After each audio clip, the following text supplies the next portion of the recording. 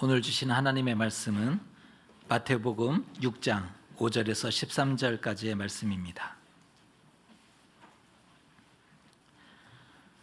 또 너희는 기도할 때에 외식하는 자와 같이 하지 말라. 그들은 사람에게 보이려고 회당과 큰 거리 어귀에 서서 기도하기를 좋아하느니라. 내가 진실로 너희에게 이르노니 그들은 자기 상을 이미 받았느니라. 너는 기도할 때에 내 골방에 들어가 문을 닫고 은밀한 중에 계신 내 아버지께 기도하라. 은밀한 중에 보시는 내 아버지께서 갚으시리라. 또 기도할 때에 이방인과 같이 중언부언하지 말라. 그들은 말을 많이 하여야 들으실 줄 생각하느니라. 그러므로 그들을 본받지 말라. 구하기 전에 너희에게 있어야 할 것을 하나님 너희 아버지께서 아시느니라. 그러므로 너희는 이렇게 기도하라.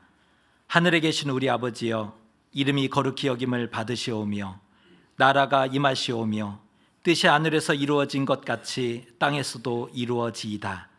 오늘 우리에게 일용할 양식을 주시옵고 우리가 우리에게 죄 지은 자를 사하여 준 것 같이 우리 죄를 사하여 주시옵고 우리를 시험에 들게 하지 마시옵고 다만 악에서 구하시옵소서.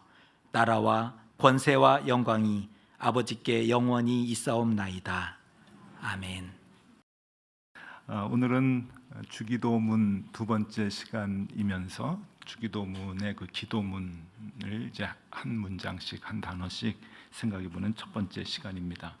오늘은 제일 먼저 하늘에 계신 이 뜻이 무엇인가 하는 것을 같이 나눠보려고 합니다.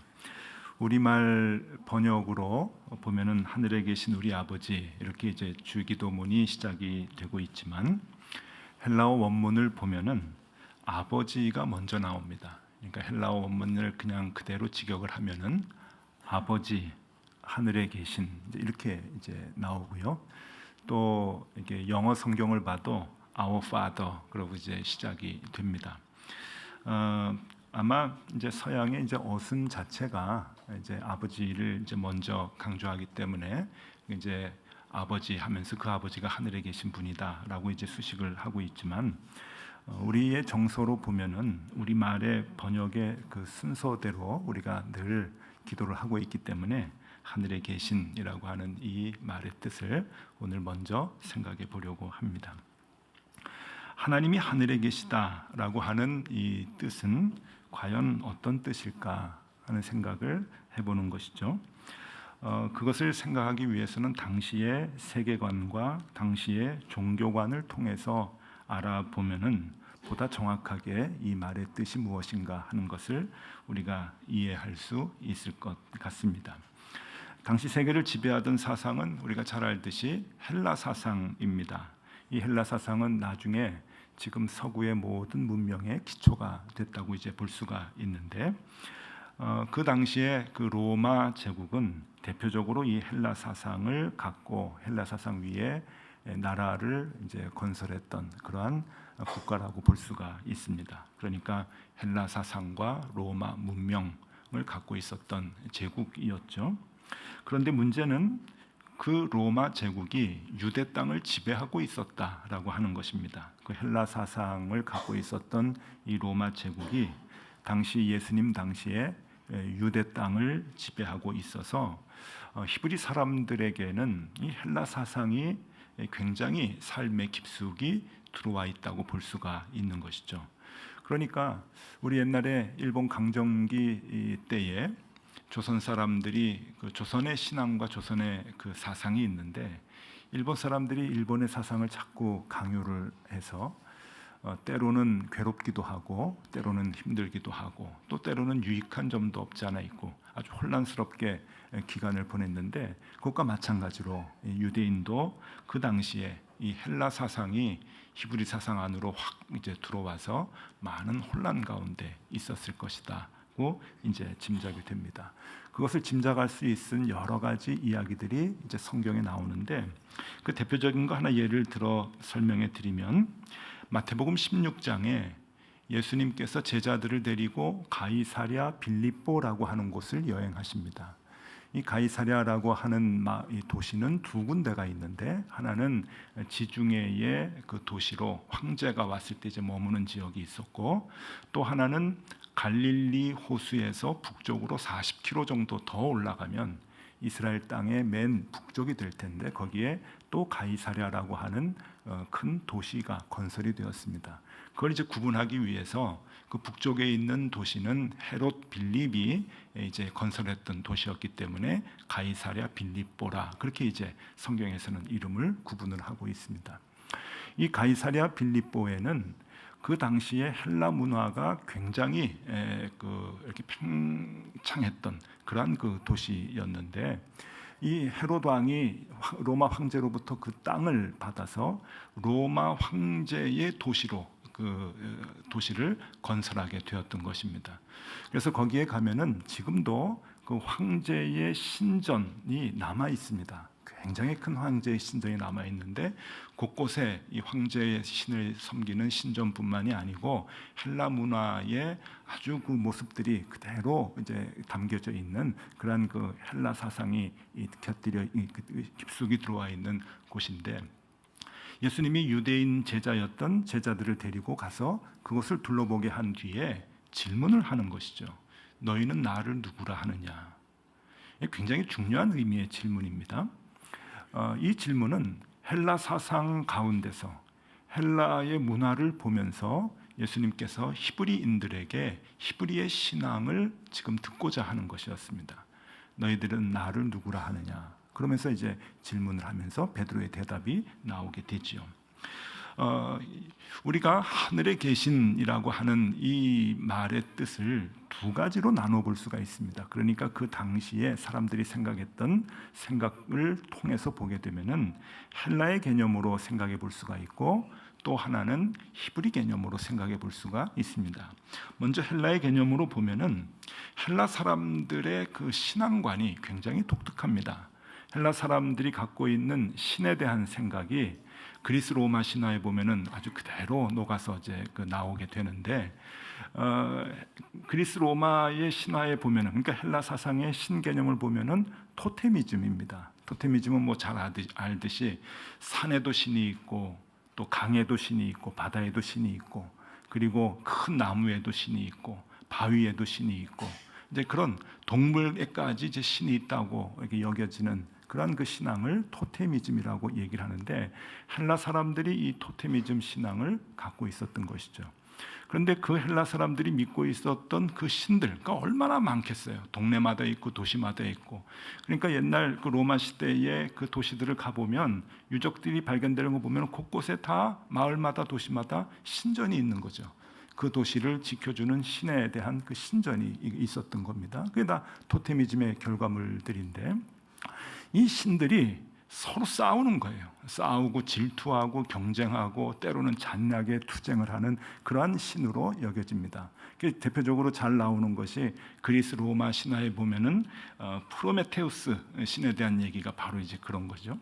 프로메테우스는 누군가 하면은 제우스 신이, 하나님을 얘기하는 데서 제우스 신 얘기하니까 좀 미안하긴 한데, 제우스 신이 사람들에게 불을 숨겼습니다. 불을 감췄어요. 불을 주면 안 되니까. 그런데 이 프로메테우스가 그 제우스가 숨긴 불을 가지고 인간에게 전해줍니다. 그러니까 얼마나 고마운 존재입니까? 여기서부터 인간의 문명이 이제 시작이 되는데, 이 제우스 신이 이제 그 사실을 알고 노발대발하죠. 그래서 그 지금 이탈리아 동쪽에 있는 아드리아해의 조그만 섬에 이 프로메테우스를 잡아다가 그 섬의 바위에다가 쇠사슬로 이 프로메테우스를 묶어버립니다. 그리고 형벌을 주는데, 무슨 형벌을 주는가 하면은 낮에 까마귀들이 와서 간을 쪼아 먹도록 합니다. 여러분, 그게 얼마나 아프겠습니까? 그러니까 이제 며칠 있으면 곧 죽겠는데 죽지 않게 만들어요. 어떻게 하냐면은 밤에 회복이 되게 만들어요. 그리고 그 다음 날은 또 까마귀 와가지고 간을 쪼아 먹고, 그러니까 이 고통이 영원히 이어지도록 형벌을 주게 되는 것이죠. 여러분, 이게 그리스 로마의 신화에 보면은 그 당시에 사람들이 생각했던 신들의 모습입니다. 질투하고 경쟁하고 적의를 갖고 잔인하고 그런 모습으로 인간에게 다가오는 거예요. 이런 토테미즘을 갖고 있는 헬라 사상에서 하늘에 계신이라고 하는 개념은 가장 강한 신을 의미합니다. 그 어떤 땅이나 또 산이나 바위에 강에 있는 그런 신이 아니고 어떤 도시에 있는 그런 신이 아니고 하늘에 있는 신이라고 하는 것은 가장 높고 가장 크고 가장 위대한 신이다라고 하는 개념을 주는 겁니다. 우리 그 예전에 한국에 이제 그 기독교가 전래해 올 때 옛날에 우리 전통 신앙 자체도 토테미즘이었죠. 그러니까 마을마다 신이 있어가지고 뭐 천하대장군, 지하여장군, 그게 마을 지켜주는 그 신들 아닙니까? 성황당에서 빌고 그 마을에 들어가고 다른 마을 넘어갈 때 또 빌고 하고 이렇게 마을마다 지켜주는 신이 있는데 그 신들 가운데서 제일 위대한 신을 하늘에 계신 신이라고 여겼죠. 그래서 그 이름이 하늘님입니다. 그러니까 기독교가 들어올 때 이해하기 좋았다고 그러는 거예요. 하늘님이 곧 하나님이다. 이제 그렇게 하니까 가장 큰 신, 위대한 신, 하늘에 계신 신, 그렇게 이제 생각을 했던 것이 헬레니즘, 헬라 사상의 신 개념입니다. 그런데 이 헬라 사상에 비해서 히브리 사상은 매우 다릅니다. 같은 것 같지만 아주 중요한 다른 점이 하나 있게 됩니다. 그것은 이 헬라 사상에서 하늘이라고 하는 것은 그냥 우리가 보는 창공, 파란 그 하늘을 얘기하는 것이 아니죠. 그러니까 죄송합니다만 영어로 얘기하면 스카이의 개념이 아닌 거예요. 요새 스카이 하면 또 다른 개념으로 생각이 드는데 원래 스카이는 하늘이죠. 이게 파란 하늘인데 그 하늘이 아니라 헤븐, 천국의 개념을 가지고 있었던 것이 히브리 사람들의 생각입니다. 그러면서 이 하늘은 인간이 살고 있는 땅과는 대칭이 되는 반대의 개념의 장소로 그렇게 여겼던 것이죠.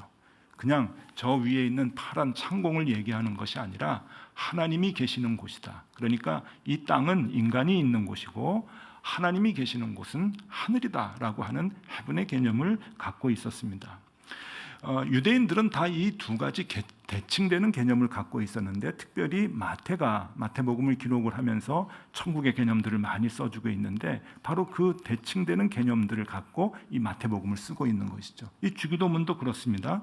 하늘에 계신이라고 하는 그 하늘이라고 하는 단어로 시작하는 거 하며 또 10절에 보면은 뜻이 하늘에서 이루어지는 것 같이 땅에서도 이루어지다. 이 반대되는 개념을 가지는 거예요. 뜻이 하늘에서 이루어졌죠. 땅에서도 이루어지면 좋겠습니다. 하면서 대칭의 개념을 가지고 있습니다. 이 대칭의 개념을 가지고 있기 때문에 하나님이 계시는 특별한 곳으로 하나님이 계시기 때문에 이 땅은 사람이 죄악된 사람이 있는 곳이기 때문에 죄가 있는 곳. 그러나 이 헤븐이라고 하는 하늘은 하나님이 계시는 곳이기 때문에 하나님은 죄가 없으시니까 거룩한 곳. 사람은 유한한 능력을 갖고 있으니까 이 땅은 유한한 곳. 그러나 하늘은 천지를 창조하신 하나님이 계시기 때문에 무한한 능력을 갖고 계시는 무한한 곳. 이런 개념을 가지고 이스라엘 사람들은 갖고 있었던 것이죠. 그래서 하늘에 계신이라고 이제 기도를 시작을 할 때 그 하나님은 거룩한 분 그리고 무한한 능력을 갖고 계시는 창조주이시다라고 하는 것을 이스라엘 사람들은 갖고 있었던 것입니다. 왜 헤븐의 개념이냐? 그것을 잘 얘기해 주는 것이 마태복음 6장 6절에 나와 있습니다. 한번 보십시오. 너희는 기도할 때에 골방에 들어가 문을 닫고 은밀한 중에 계신 내 아버지께 기도하라. 하늘이 스카이의 개념이 아니기 때문에 하나님이 그 스카이라고 하는 창공에 계시다고 한다면 그 하나님께 기도하기 위해서는 더 높이 올라가야 될 겁니다. 산에 올라가서 하늘에 얼굴을 들고 손을 두 팔을 들고 하나님께 기도해야 하나님이 더 기도를 잘 들어주실 것입니다. 그런데 그 개념이 아니거든요. 그 하나님을 하늘에 계신 하나님을 만나는데 지금 예수님은 뭐라고 얘기하시냐면은 골방으로 들어가라고 하는 겁니다.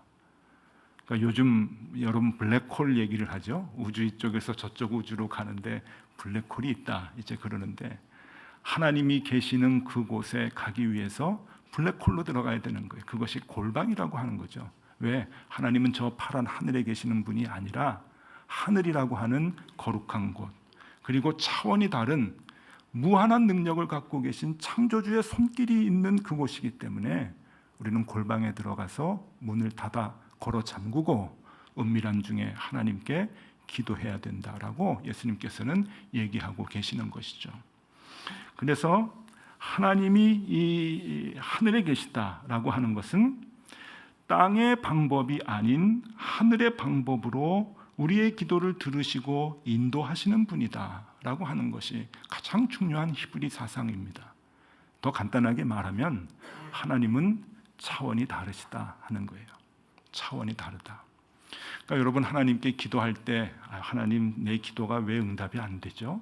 하나님 안 계시는 것 아닙니까? 하나님 나 모르시는 것 아닙니까? 살아 계십니까? 별 생각이 다 들면서 절망을 할 때가 굉장히 많은데 아니라는 거예요. 하늘에 계신이라고 기도를 시작할 때 그 모든 걱정과 염려가 사라질 만큼 하나님은 우리와 차원이 다르시다고 하는 것을 인정하면서 시작을 하는 거예요. 하나님은 다릅니다. 다르기 때문에 우리의 기도를 들으시고 그 기도의 해결 방법을 우리의 생각대로 하시지 않으시는 거예요. 차원이 다르시는 거예요. 그래서 그것을 이사야는 이렇게 표현을 합니다. 이사야 55장 8절과 9절의 말씀인데 읽어드리겠습니다. 이는 내 생각이 너희의 생각과 다르며 내 길은 너희의 길과 다름이니라. 여호와의 말씀이니라. 하나님이 다르시다고 하는 거죠. 그러면서 9절에 이렇게 얘기합니다. 이는 하늘이 땅보다 높음같이 내 길은 너희의 길보다 높으며 내 생각은 너희의 생각보다 높음이니라. 무슨 말입니까? 쉽게 번역해 드리겠습니다. 네 생각대로 하나님 생각하지 말아라 하는 거예요. 네 생각과 하나님은 다르다. 너의 계획과 하나님의 계획은 다르다. 여러분 여기에서 우리는 너무 다르십니까? 우리는 너무 연약합니까? 그렇게 생각하시면 안 되고 위로를 받으셔야 되는 거예요. 다르시군요. 그래서 이렇게 나의 기도가 이런 방향으로 가는 거군요. 나의 기도가 응답되지 않는다고 생각이 되는 거군요. 하나님은 하나님의 방법대로 더 차원이 높게 나의 기도를 들어주시는군요. 그 마음을 가질 수 있어야 됩니다. 그래서 기도의 첫 대목부터 예수님은 우리에게 하나님의 위로를 주시는 거예요. 하늘에 계신 우리 아버지라고 하나님을 부를 때 우리는 그 안에 모든 함축된 하나님의 전지전능하심, 하나님의 이 땅을 창조하심, 하나님은 우리와 생각과는 다르심, 하나님은 우리의 생각과 달라서 하늘의 높음같이 모든 것들을 하나님의 계획대로 해결해 주신다고 하는 것을 믿을 수 있어야 되는 거죠. 그걸 알 수 있어야 되는 거죠.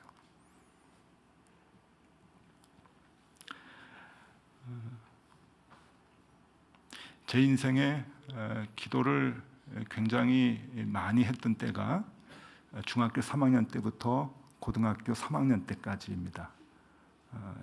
제가 그때만큼 지금 기도를 못합니다. 근데 그들 참 기도를 많이 했었어요. 가장 중요했던 시절이어서 그랬는지 몰라도 기도를 많이 했는데 저는 그렇게 기도를 하면서 하나님께서 창조주 하나님이시구나라고 하는 것을 저의 그 독특한 체험으로 깨닫게 되었습니다. 하나님을 정말 그 하나님의 능력을 제가 이제 만나게 되었는데 그때가 중학교 3학년 때입니다. 죄송합니다. 일찍 깨달아서. 근데 살다 보니까 초등학교 때 아는 아이들도 있고 유치원 때 아는 아이들도 있고 그래요. 전 중학교 3학년 때 이제 그걸 깨달았는데 계기가 있었습니다. 중학교 3학년 봄이었습니다. 3학년이 막 시작이 됐을 때 제가 다녔던 그 중학교는 동부 이천동, 서울 동부 이천동에 있었던 신용산 중학교라고 합니다. 그때 저희 집은 남산 밑에 있는 후암동이었고요. 그 후암동에서 신용산 중학교까지 그렇게 가깝지 않은 길이었는데 버스를 타고 이렇게 3년 동안 통학을 했습니다. 그때 동부 이촌동이 이렇게 새롭게 아파트가 막 이렇게 단지가 조성이 되고 그러니까 요즘 말로 하면 신도시, 계획도시가 돼가지고 아파트가 막 이렇게 들어섰는데 여러분 뭐 아시다시피 제 나이가 베이비붐의 그 한복판에 있는 나이입니다. 그래서 그때 아이들이 너무너무 많았죠. 그래서 여기 동부이촌동이 조성이 되면서 학교를 많이 세웠습니다. 제가 다녔던 신용산 중학교가 있었는데 그 신용산 중학교에 담 하나 사이를 두고 한강 중학교가 또 있었어요. 중학교가 두 개가 같이 있었는데 지금 생각해 보면 무척 큰 학교들입니다. 한 학년에 15반, 별로 놀라지 않으시는데 15반이 이렇게 세 반이 있고 한 반에 75명씩 있었습니다. 75번이 있었으니까. 제가 뭐 63, 64번 막 그랬거든요. 그 75번 있으면 내 손 들고 막 그랬으니까 지금 30명 내외로 있는 그 교실 들어가 보면은 너무 귀여워요. 옛날 생각하면은 옛날엔 그렇게 이제 다 제 나이 때 되신 분들 다 그렇게 이제 학교 생활했죠. 그것도 모자라서 뭐 2부제, 3부제도 이제 하고 그랬는데 그러니까 그런 학교가 두 개였어요. 그러니까 뭐 바글바글하게 이제 있는 거죠. 그런데 하루는 이제 학교가 일찍 끝나고 이제 다음 날 그 준비물 좀 사려고 학교 앞에 있는 그 문방구에 들어가 가지고 이제 물건을 보고 있는데 굉장히 복잡했습니다. 요즘 같으면은 문방구에 이제 CCTV가 다 있어가지고 다 이제 그 훔쳐가지 못하게 하고 또 문구도 붙여놔요. 훔쳐가면 10배 뭐 이런 것도 이제 붙여놓고 그런데 옛날엔 뭐 그런 게 없어가지고 주인 아저씨가 항상 의자를 놓고 위에 올라가서 이렇게 이제 사방을 보고 이제 있었는데 그래도 그거 다 소용없습니다. 맘만 먹으면 그냥 다 훔쳐갑니다. 그런데 한 아이가 그 복잡한 문방구 한쪽 구석에서 여러분 문방구에서 제일 비싼 물건이 뭔지 아세요? 뭐 지금은 뭐 게임기도 있고 뭐 전자 물건도 있고 그렇겠지만 옛날에는 만년필이었습니다. 그 만년필을 주인 아저씨가 안 보는 상황에서 가방 문을 열고 거진 쓸어 담고 있어요. 저는 저희 집이 문방구 했잖아요. 남대문 시장에서. 그래서 저는 문방구를 보면은 마음이 막 뜨거워지는데 아이가 막 이 비싼 만년필을 쓸어 담는 걸 보니까 제 살이 막 떨어지는 것 같은 그런 느낌이 나서 제가 이러면 안 되겠다. 도둑이야! 이렇게 소리를 지르려고 하다가 그러면 안 될 것 같아서 아저씨에게 가가지고 아저씨 지금 저 모자 삐뚤어 쓴 저 아이가 지금 만년필 훔치고 있습니다. 아저씨가 갑자기 그 얘기를 듣더니 동작 그만! 그러는 거예요. 그 안에서. 그러니까 이제 아이들은 다 놀랬죠. 그러더니 아저씨가 뛰어가더니 그 아이를 턱 잡고 가방 1이네. 그러고서는 가방을 뒤지는데 이미 만년필이 많이 들어가 있고 만년필 말고 다른 펜들, 비싼 펜들이 다 많이 들어가 있던 거예요. 현장에서 잡혔죠. 아저씨는 경찰에 이제 신고를 해서 경찰이 오는 도중에 저는 이제 뿌듯한 마음을 가지고 참 좋은 일을 했다. 크리스찬이께 살아야지 그러면서 이제 나가려고 하는데 뒤에서 어떤 학생이 제 뒤를 턱 잡아요. 너 누구야? 나중에 알고 보니까 패거리입니다.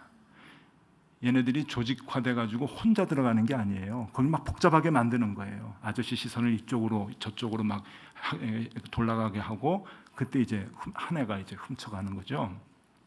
그 아이들이 다 그 안에 있었던 거예요. 그래서 저를 골목 밖에서 삥 둘러쓰더니 그때 이제 이름표가 있었잖아요. 너 몇 학년 몇 반 이름 오대식. 그러고서는 내가 기억한다. 오늘은 우리 친구 때문에 너 보내주는데 넌 이제 죽었다. 조심해라. 그러고서는 그날은 보내줬습니다. 제가 중학교 3학년 때부터 고등학교 3학년 때까지 새벽 기도를 했다 그랬잖아요. 그때부터 시작이 된 거예요. 얼마나 힘들었으면 저는 지금도 학교 폭력 때문에 아이들이 힘들어하면은 그거 다 이해를 합니다. 제가 학교 폭력이 얼마나 심한지 그거를 몸으로 체험을 했기 때문에 저는 정말 하루하루가 죽을 것 같았어요. 그 아이들은 한강중학교의 일진들이었어요. 여러분들은 지금 잘 모르시겠지만은 그 옛날에 그 당시에 한강중학교가 다 나쁘다는 게 아니고요. 한강중학교의 일진들이 있는데 서울 시내 최고였습니다. 당할 애들이 없을 정도로 아주 유명했거든요. 제가 몰랐던 거죠. 얘네들한테 붙잡힌 거예요. 그리고서는 이제 너는 이제 잡히면 죽는다. 조심해라. 정말 잡으러 다니는 거예요. 잊어버릴만 하면은 아이들이 야, 너 찾더라. 이제 가끔 이렇게 얘기를 해주는 거예요. 그러면 또 이제 소홀했던 기도가 또 이제 다시 새벽기도 열심히 하고 이제 그러는데 그때 제 기도는 두 가지였습니다. 첫 번째는 하나님 걸리지 않게 해주십시오. 또 하나는 혹 걸리더라도 덜 맞게 해주십시오. 정말 중학교 3학년 아이가 하나님 앞에 매일매일 간절히 드리는 기도였어요. 하나님, 만나지 않게 해주시고 혹 만나서 맞더라도 조금 덜 맞게 해주십시오. 그러고 학교를 다니는데 여러분, 이게 부모님이 해결해 줄 겁니까? 누가 해결해 줄 겁니까? 선생님도 해결하지 못해요. 그럼 어떻게 될 줄 알고, 그러니까 매일 하나님께 그냥 무릎 꿇고 기도를 하는 거죠. 새벽 기도 갔다가 학교 가고, 그리고 끝날 때 교회 가서 기도하고 집으로 들어가고, 그것을 이제 한 학기 동안 내내 했는데 정말 하나님이 제 기도를 들어주셨는지 1학기 동안 아이들을 만나지 않았습니다. 정말 감사하죠. 근데 가끔 아이들이 옆에서 얘기를 해요. 너 계속 찾더라. 방학이 되는데 애들은 다 기뻐하는데 방학이 저한테는 게 기쁘지 않더라고요. 왜냐하면 또 9월 되면 이제 가을 학기가 시작이 되면 또 괴로운 거예요. 그러니까 이게 계속 반복이 되니까 저는 이렇게 무거운 마음으로 방학을 이제 맞게 되었는데, 여러분 방학 때 뭐 게 옛날에는 다 이제 성적표 나눠주고, 그다음에 방학 숙제 있는 프린트 나눠주고, 또 가정통신문 나눠주고 이제 그래요. 그런데 가정통신문을 받고 난 뒤에 우리 반 아이들 모두가 다 한숨을 쉬면서 절망을 하기 시작을 했어요. 가정통신문에 뭐라고 나와 있냐면은 학교가 없어진대요. 동부 이천동에 있는 신용산 중학교가 없어지고 신림동 사거리의 남서울 중학교가 된다는 거예요. 학교가 옮겨지는 거예요. 그러니까 너희들은 한 학기 동안에 신림동 사거리에 있는 남서울 중학교로 통학을 하라고 통학 안내하는 그 버스편, 이런 게 이제 가정통신문에 나와 있는데, 이게 얼마나 멀어집니까? 애들은 다 한숨을 쉬는데 저는 너무너무 기뻤어요. 한강중학교 아이들하고 이제 떨어지는 거예요. 가는데 1시간 반, 오는데 1시간 반, 하루에 3시간씩 통학을 했습니다. 신림동 사거리에 있는 남서울 중학교 1회 졸업입니다. 제가 6개월 다니고 1회 졸업을 해가지고요. 어디 가서 남서울 중학교 출신입니다 그러면 다 제 후배예요. 저는 지금도 자신 있게 얘기합니다. 물론 도시계획에 의해서 이제 그 지역에 이제 학교를 팔고 그 부지에 이제 고층 아파트를 세웠거든요. 그리고 우리 학교는 신림동으로 이제 갔지만은 저는 지금도 그렇게 믿고 있지 않습니다. 저는 하나님이 저 살려주려고 애들을 만나지 않게 해달라고 기도했는데 그렇게 해결해 주시지 않고 학교를 옮겨주셨다고 저는 믿고 있어요.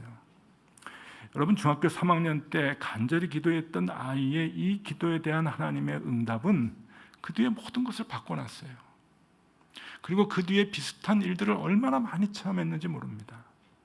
제가 하나님께 매달려서 기도했을 때 정말 눈물을 흘리면서 죽을 것 같은 그러한 기도의 제목을 가지고 하나님께 기도했을 때마다 하나님은 제 생각대로 문제를 풀어주시지 않았습니다. 절망이 되고 힘들고 어려웠지만, 그러나 되돌아보면 언제나 하나님은 창조주의 손길로 문제를 풀어주셨습니다. 제가 상상할 수 없는 방법으로, 째째한 인간의 방법이 아니고 사람의 손이 아니고 이 땅의 방법으로 풀어주는 것이 아니라 하나님은 하늘의 방법으로 풀어주셨어요. 창조주의 손으로 풀어주신 거예요. 여러분, 그 하나님을 느끼십니까? 그 하나님을 아십니까? 그분이 하늘에 계신 우리 아버지라고 하는 거예요. 요셉은 17 젊은 나이에 애굽으로 팔려갔습니다. 부모님과 본인은 얼마나 많이 울고 절망을 했겠습니까? 그러나 그것은 하나님께서 문제를 푸시기 위해서 선한 길로 인도하시는 과정이었음을 우리가 알죠. 모세는 태어나자마자 강물에 버려짐을 당했습니다. 여러분, 성경을 읽으면서 모세 어머니의 마음을 한번 내 마음같이 생각해 본 적이 있으십니까? 이 아이를 키울 수 없어서 다 죽여야 되니까 그냥 갈대 상자에 싸가지고 나일 강가에 그렇게 뿌리는 그 아들의 모습을 어머니가 보면서 그 찢어지는 마음을 한번 상상해 보신 적이 있으십니까? 그건 절망이지요. 절규죠. 그러나 하나님은 그 기도를 들으시고 선한 길로 인도하시기 위해 모세를 이끌어 주셨음을 우리가 알고 있지 않습니까? 다니엘은 젊은 날 바벨론으로 포로가 되어 잡혀갔습니다. 얼마나 많은 절망 가운데 기도를 했겠습니까? 그러나 그것도 하나님이 인도하시는, 하나님의 창조주의 손으로 이끄시는 과정이었음을 우리는 알고 있습니다. 나오미는 가족을 다 잃었죠. 남편을 잃고 두 아들을 잃었습니다. 이것보다 더 힘들고 어려운 상황이 어디 있겠습니까? 그러나 창조주 하나님의 손은 그 일을 통해서 하나님의 위대한 일들을 이루어 나가고 계셨습니다. 사람의 눈으로 어떻게 이것을 알 수 있겠습니까? 우리의 땅의 생각으로 어떻게 이것을 볼 수 있겠습니까? 하늘에 계신 이 말은 우리에게 그 은혜를 주는 거예요. 그래서 기도할 때 절망치 아니하고 낙심치 아니하고 하나님의 인도하심을 더 기대하며 주님께 나아갈 수 있는 것이죠. 우리는 어려운 상황에 닥치게 되면 없애달라, 바꿔달라 그렇게 기도를 하지만 하나님은 땅의 방법으로 문제를 해결해 주시지 않습니다. 하나님은 하늘의 방법으로 창조주의 손으로 놀랍게 우리의 삶의 문제들을 해결해 주시는 것입니다. 하나님의 초월성과 하나님의 전능성, 우리가 볼 수 없는 것을 보시고 우리가 갈 수 없는 곳을 가시고 우리에게 불가능한 것들을 가능케 해주십니다. 우리는 기도할 때 그 하나님을 부르는 겁니다. 하늘에 계신 나의 아버지. 하늘은 우리가 사는 이 땅과는 차원이 다릅니다. 하나님께서 하늘에 계시다고 하는 것을 믿는 것은 창조주 하나님을 믿고 신뢰하는 것이요, 창조주 하나님은 창조주답게 우리의 문제를 풀어주시는 분이십니다. 그 하나님을 믿고 의지하시면 좋겠습니다. 오늘 제가 여러 가지 얘기를 했지만 다 잊어버리셔도 좋겠습니다. 특별히 신용산 중학교와 남서울 중학교에 시작된 이야기는 저한테는 간증이고 통하는 얘기지만 사회 사람들한테 얘기하면 아이고 뭐 말도 안 되는 얘기다 그렇게 하겠죠. 그 사건을 통해서 저는 제 신앙이 견고해진 거지만 그런 건 잊어버리셔도 괜찮습니다. 오늘 이 하늘에 계신이라고 하는 예수님께서 가르쳐 주신 이 기도의 첫 대목, 이게 무엇을 의미하는 것이냐? 하늘에 계신 하나님께 기도한다는 것은 두 가지입니다. 이 두 가지만 정리해 드릴 테니까 기억하시면 좋겠습니다. 첫 번째는 우리의 기도의 내용이 땅의 것과는 달라야 할 것을 얘기해 주십니다. 그래서 이제 우리가 쭉 주기도문 이제 공부를 할 텐데 어떻게 달라야 하는가 하는 것들을 하나씩 얘기해 주시는 거죠. 그리고 두 번째, 오늘 이 두 번째가 주제이고 중요한 건데 기도의 응답이 땅의 방법과는 다르다. 기억하십시오. 하나님의 해결의 방법은 다릅니다. 왜? 하나님은 차원이 다르기 때문이에요. 그러니까 우리의 기도를 외면하시는 것이 아닙니다. 하나님 살아계시지 않는 것이 아닙니다. 그리고 우리의 기도가 형편없어서 우리의 기도를 외면하시는 것도 아닙니다. 우리의 사정을 다 아시는 하나님이 창조주의 손길로 하늘의 방법으로 우리의 삶을 인도해 주시는 것이죠. 그 하나님을 보고 그 하나님을 믿고 그 하나님께 언제나 나아가 기도하는 우리들이 다 되었으면 좋겠습니다. 기도하겠습니다. 하늘에 계신 하나님 아버지, 땅의 것들만 간구했던 우리들입니다. 온통 땅의 것들만 바라보며 살았던 우리들입니다. 조금씩 더 하늘의 것들을 품고 하나님의 마음으로 기도하게 하시고 우리의 기도의 응답이 땅의 방법이 아닌 하늘의 방법으로 이루어짐을 알고 보게 하여 주시옵소서. 우리에게 바른 기도 일러주신 예수 그리스도 이름으로 기도드리옵나이다. 아멘.